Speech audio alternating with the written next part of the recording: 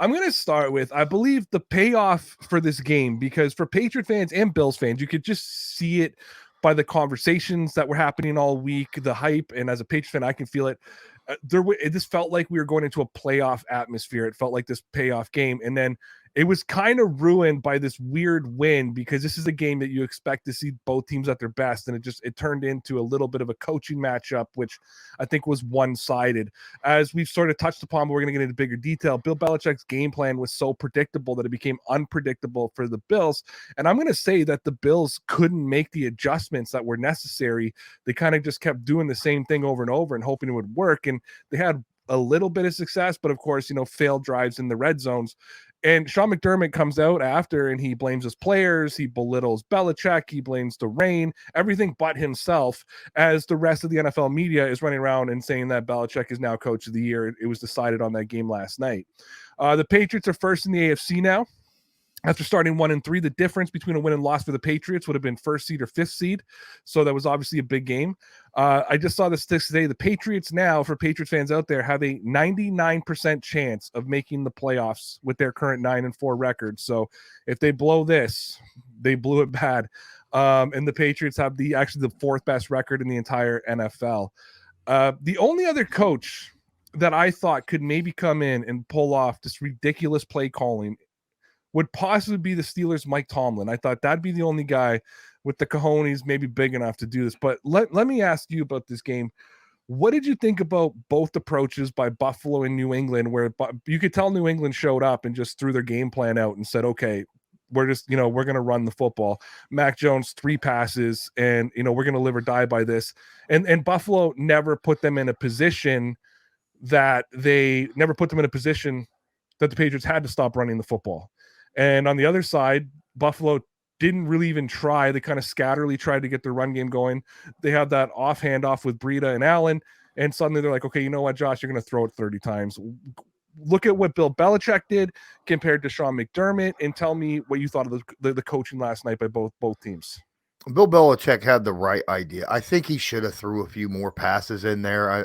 I do believe that the Patriots would have had a better shot. I mean, they did only score 14 points this game. I feel like there was points to be had that was left out there because he was that predictable in his play calling. And then of course, that first half fumble as well, which allowed Buffalo to get those early points. But at the same time, absolutely. I mean, his game plan, run the ball in this stupid weather, and this wind is ridiculous. And he did it. It was right. It was the right call. And Buffalo gave up. Sean McDermott gave up basically on his most explosive player out of the backfield, which is Matt Breida, because of the stupid handoff, that fumble on the handoff. And then you never saw Breida again the rest of the game. You were seeing Moss and Singletary and Allen back there trying to throw the football in 60-mile-an-hour gusty winds.